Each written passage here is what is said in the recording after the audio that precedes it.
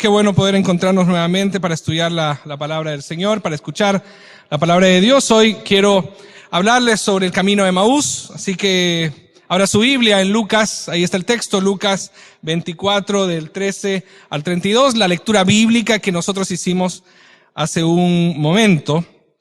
Y hoy vamos a hablar sobre el título que ustedes ven ahí, lo que nos permite ver a Jesús en nuestro camino.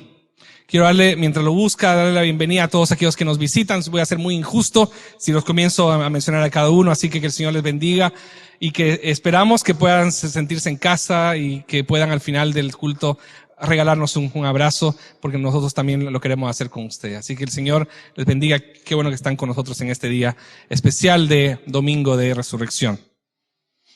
¿Lo encontraron? Sí, vamos a leer del 13 al 16 solamente y ahí vamos a ir avanzando conforme vayamos escuchando la palabra del Señor. Dice así la palabra de Dios. Y aquí dos de los discípulos, iban el mismo día a una aldea llamada Emaús, que estaba a 60 estadios de Jerusalén, e iban hablando entre sí de todas aquellas cosas que habían acontecido.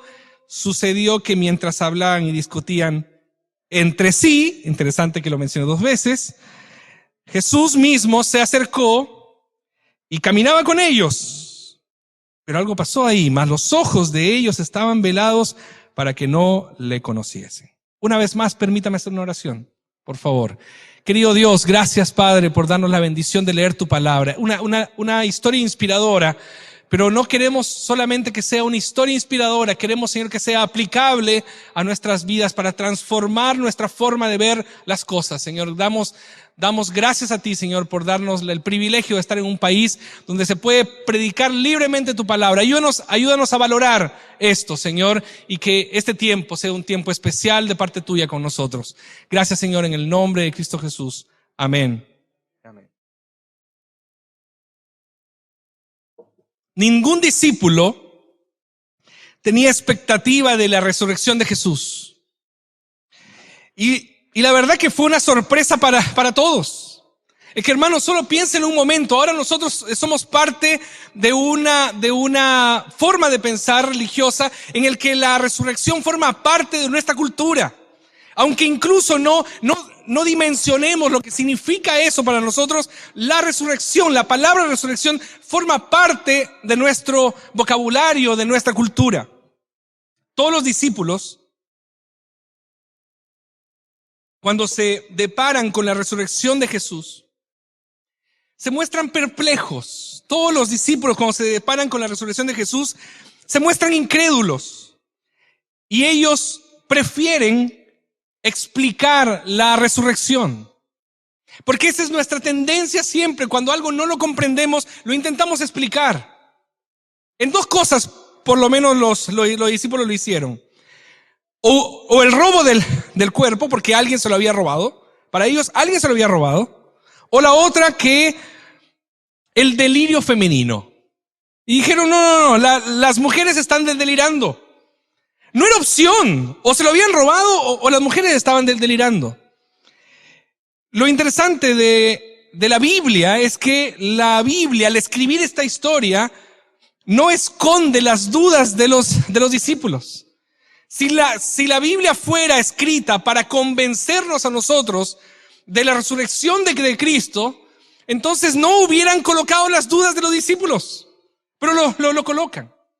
Entonces, existe un gradual cambio de la angustia a la alegría, y es un poco lo que vamos a conversar hoy. El día comienza marcado por el miedo, por la angustia, por la lágrima, por el lloro, y termina con alegría, con paz y gozo. Y es por eso que la resurrección tiene que ver más con nuestra cotidianeidad, que no tiene que ver con los libros de teología. Tiene que ver con nuestra cotidianidad. ¿O acaso usted no necesita pasar desde el miedo, del dolor, a la alegría y la paz? Todos nosotros necesitamos pasar del miedo a la esperanza. Por eso la resurrección tiene que ver con el día a día. Y en este sentido, entonces la fuerza de la fe cristiana no está en lo que usted y yo somos capaces de creer, sino en lo que objetivamente aconteció en la historia. La resurrección trae a la luz la convicción de que Jesús viene a nuestro encuentro y no toma en cuenta nuestra incomprensión. Jesús no toma en cuenta nuestra imposibilidad de creer. Jesús simplemente se acerca como se acercó a estos dos discípulos. Estos discípulos no concebían el asunto, no concebían la resurrección. Y Jesús no toma en cuenta esas dudas, se acerca. Alimenta nuestro corazón, camina con nosotros. Jesús genera fe en nosotros. Y lo que Jesús hace con la resurrección es bendecirnos para continuar caminando. Esta historia llama la atención por el versículo 16. Mas los ojos de ellos estaban velados para que no le conociesen. No sé si a usted le pasa lo mismo con este versículo. Este versículo es uno de los versículos más complejos de explicar. ¿Por qué estaban velados? ¿Por qué estaban velados? ¿Cómo no lo reconocieron? Era Jesús. Había convivido con ellos 3 años. ¿Cómo no lo conocieron? Estaba caminando con ellos. Hermanos, yo me arriesgo a una respuesta porque ¿cómo puede ser posible que no lo reconocieran? No sé si yo lo único que me hago esa pregunta, tal vez sí, pero ¿qué fue lo que impidió que los ojos de los discípulos reconocieran a Jesús en el camino? Y esto me lleva a una reflexión hacia nosotros también. ¿Qué puede impedir que nuestros ojos reconozcan a Jesús en medio del camino? Porque no solamente estaban velados para ellos. Muchos de nosotros tampoco no conseguimos reconocer a Jesús en nuestro camino. A pesar de que Él está presente, a pesar de que Él ha dado señales claras de su presencia en nuestra vida, y aún así no conseguimos reaccionar frente a su presencia en nuestras vidas. Entonces quiero ir al hueso, al tiro. Me parece que los discípulos de Jesús no lo reconocieron porque ellos continuaron más tiempo dentro del sepulcro que el propio Jesús.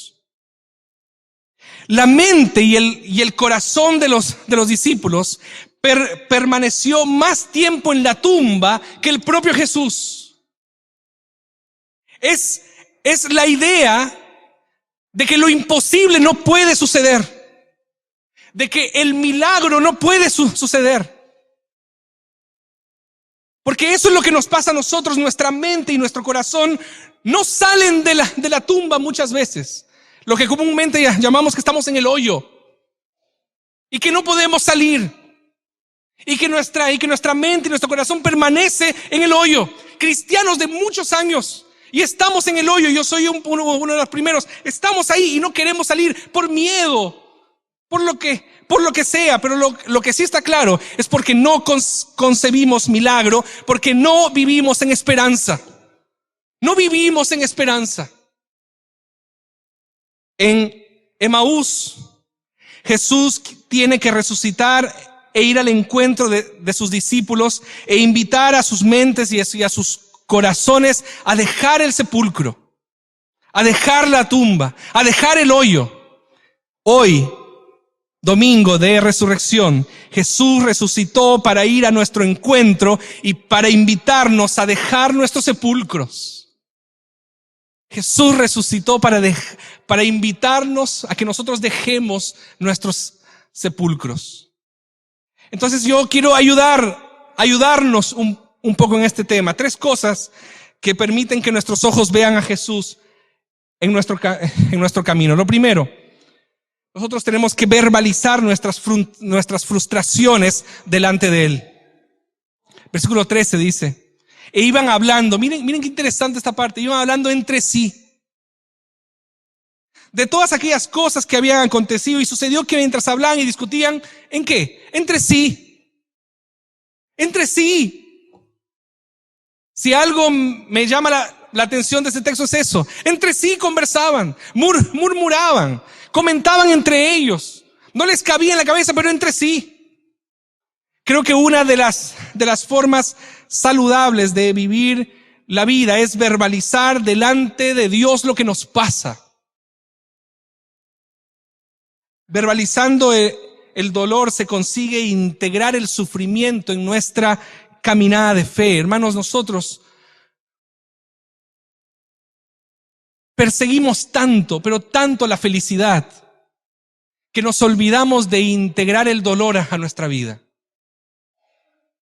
Perseguimos tanto el placer que nos negamos a la posibilidad del sufrimiento en nuestra vida, como parte de lo que Dios quiere para nosotros. No se puede obtener ayuda, no se puede obtener consuelo ni alegría que viene de parte del Señor si primero no asumimos nuestras pérdidas, si primero no asumimos nuestros dolores, si primero no asumimos que necesitamos llorar, que necesitamos esforzarnos para asumir nuestras frustraciones delante de Él. Sí, Señor, soy un pecador que no consigue ver que hay un milagro por delante. Entonces, si no lo hacemos, vamos a agredir nuestro corazón.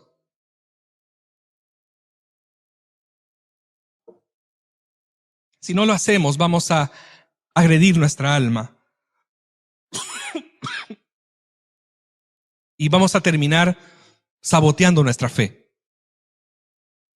Cuando nos colocamos delante de Dios y entregamos nuestro problema a Él, terminamos haciendo vivir nuestra fe. Porque estos dos discípulos no percibieron a Jesús. Y algo que el texto me menciona es que ellos estaban conversando acerca de lo que había pasado con Jesús, pero estaban bajo un sentimiento de perplejidad. Estaban bajo un sentimiento de confusión. Yo creo que relato los sentimientos que muchos de nosotros tenemos en circunstancias difíciles. Momentos de perplejidad, momentos de confusión, momentos de impotencia, momentos de imposibilidades. Dígame que no es así. Y de alguna manera lo alimentamos solamente murmurando entre nosotros. Dice, y iban hablando entre sí. Y no como un lamento dirigido al cielo, entre sí. Y Jesús se acerca, el propio Dios encarnado, el Dios presente, se acerca para hablarles, pero ellos no lo perciben, porque solo estaban hablando entre sí.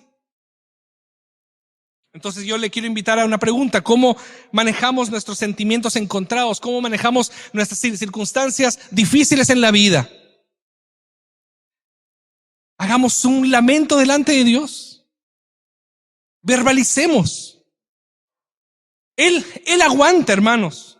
Porque alguna vez he escuchado decir, pero ¿cómo le voy a decir esto a Dios?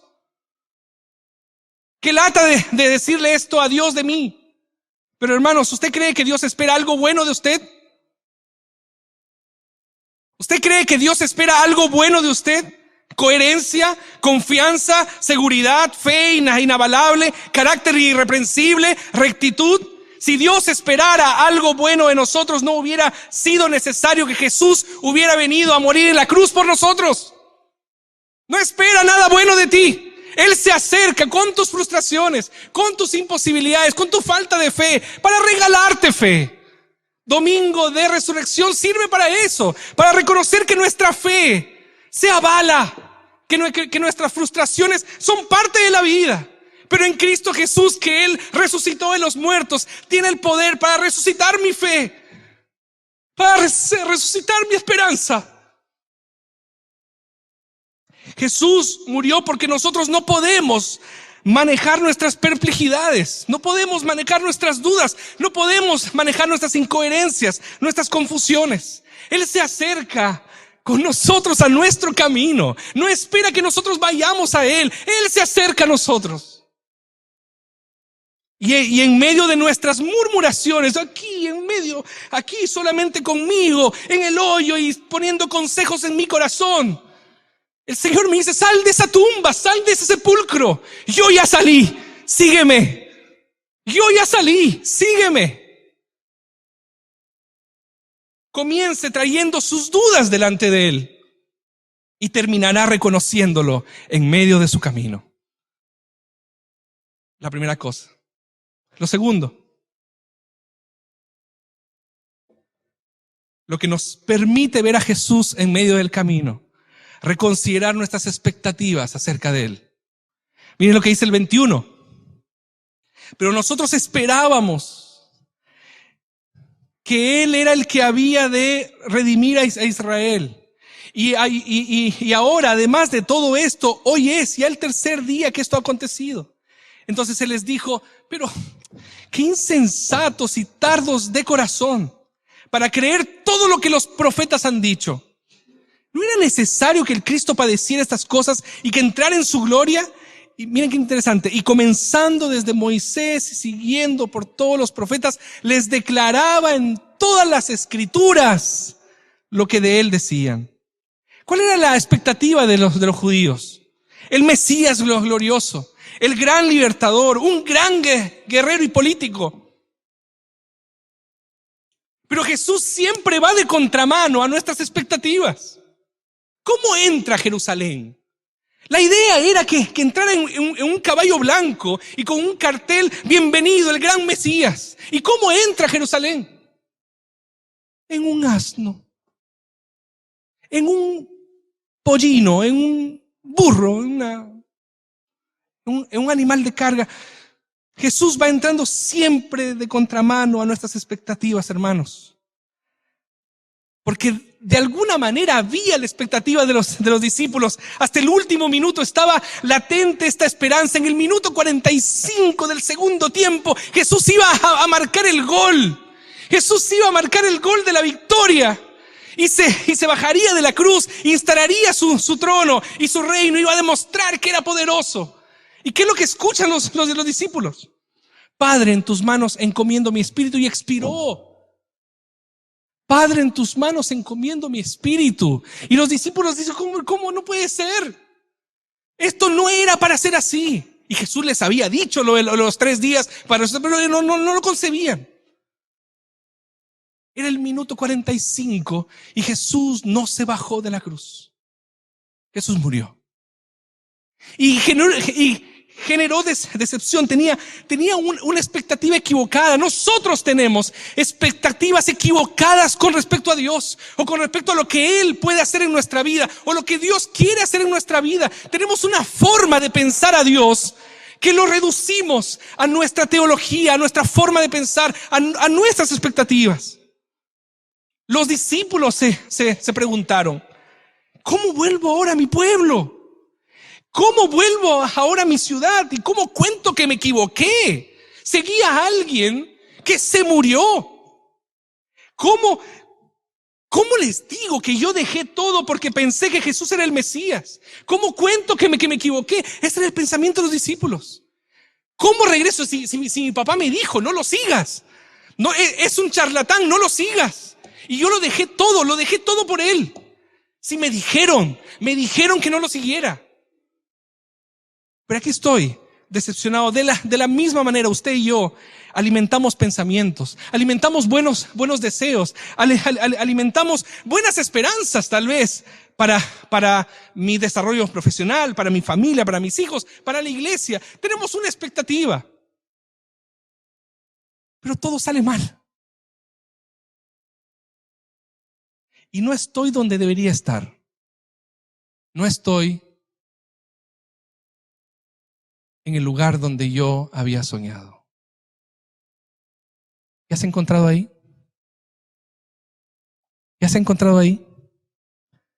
Que no está en el lugar donde usted esperó que estuviera. Muchos de nosotros dejamos Jerusalén y vamos camino a Emaús. Déjeme llevarlo a una idea. Emaús es el símbolo de aquellos que decidieron resignarse. porque Dios no respondió a sus expectativas. Ellos estaban volviendo a casa.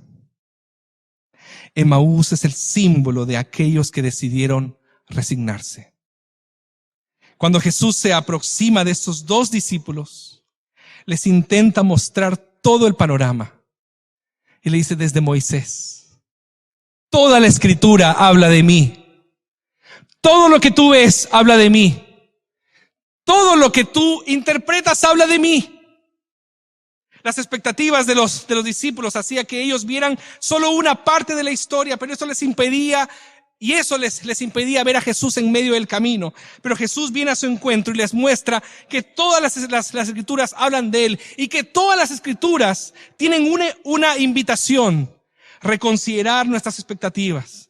Y yo les invito hoy, como yo me invito también a mí, reconsideremos nuestras expectativas delante de Dios. Reconsideremos las expectativas que el Señor tiene para mí.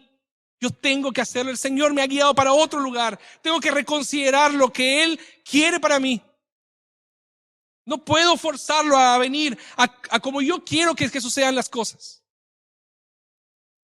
Yo necesito ver lo que Dios tiene preparado para mí.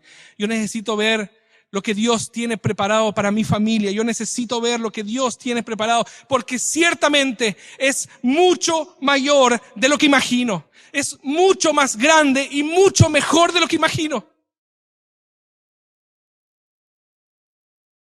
La expectativa de ellos era el Mesías político.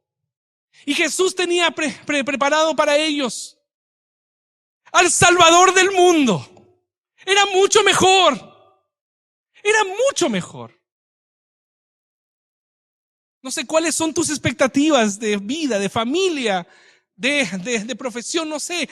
Y tal vez te has encontrado alguna vez en el hoyo. Yo sé, porque la palabra me lo dice, que lo que tú estás viendo hoy, Dios tiene algo mucho mejor para ti, porque su palabra lo dice.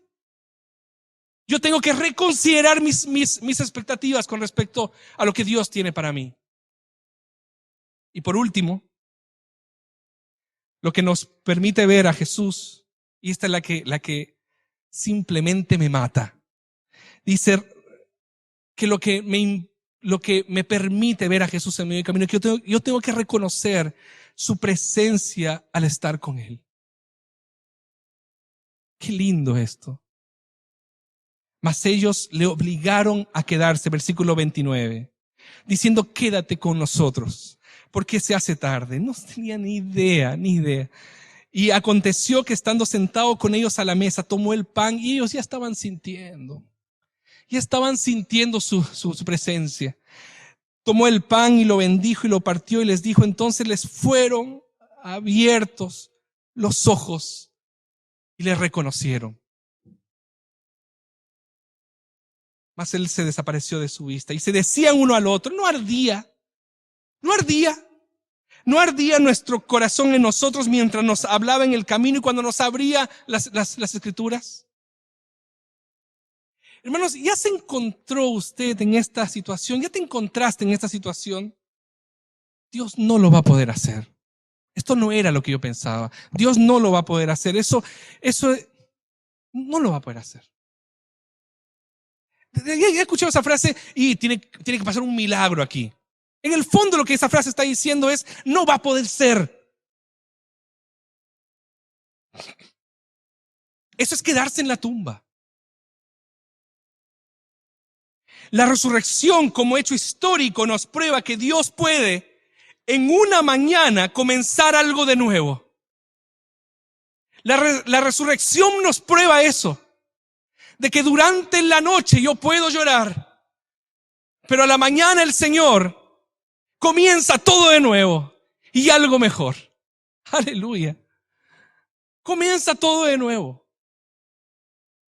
La resurrección nos prueba eso, pero siempre existe la oración. Pero Señor, pastor, ya lo intenté.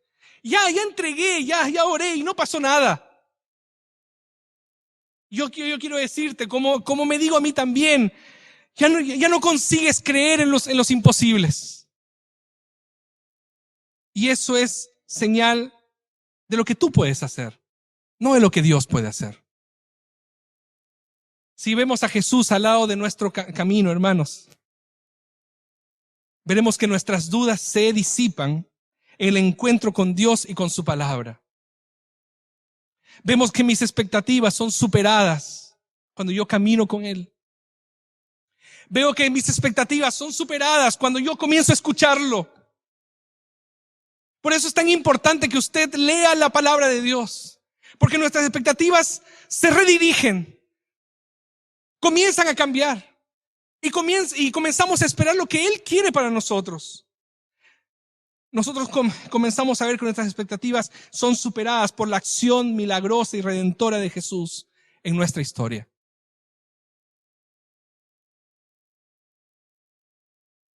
Lucas 24:31 dice: entonces le fueron abiertos los ojos y le reconocieron. Y se decían uno al otro: ¿no ardía nuestro corazón? ¿No ardía nuestro corazón en nosotros mientras nos hablaba en el camino, cuando nos abría las Escrituras? Sí, Señor, sí arde mi corazón y no quiero percibirte.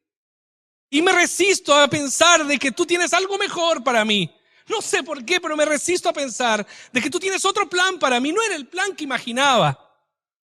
Arde mi corazón, Señor. Cuando tú me hablas, arde mi corazón, Señor. Jesús viene a nuestro encuentro para eliminar nuestras dudas. Nos habla en nuestro camino para encontrarnos con Él. Nos abre las Escrituras para ver su plan completo en nuestras vidas y así superar nuestras expectativas. Hermanos, ustedes vienen los domingos a la iglesia. Ustedes participan los miércoles con nosotros. Ustedes participan en los grupos con vida, en los grupos de crecimiento, en los discipulados. Yo sé que arde su corazón. Yo lo sé. Es imposible que no arda. Y si no arde, usted está muerto espiritualmente. Y yo ruego al Señor que le dé vida. Pero yo sé que arde. Yo sé que arde. Arde nuestro corazón mientras nos habla en el camino y cuando nos abre las Escrituras.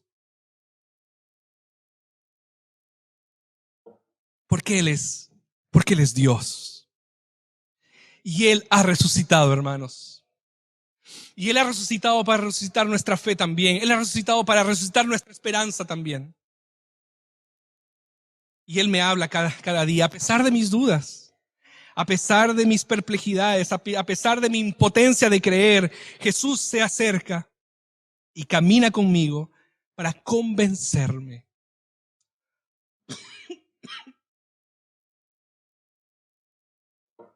Señor, convénceme, háblame, convénceme, abre las Escrituras, porque mi corazón arde por ti. Arde, Señor, arde. Yo siempre me he preguntado, ¿qué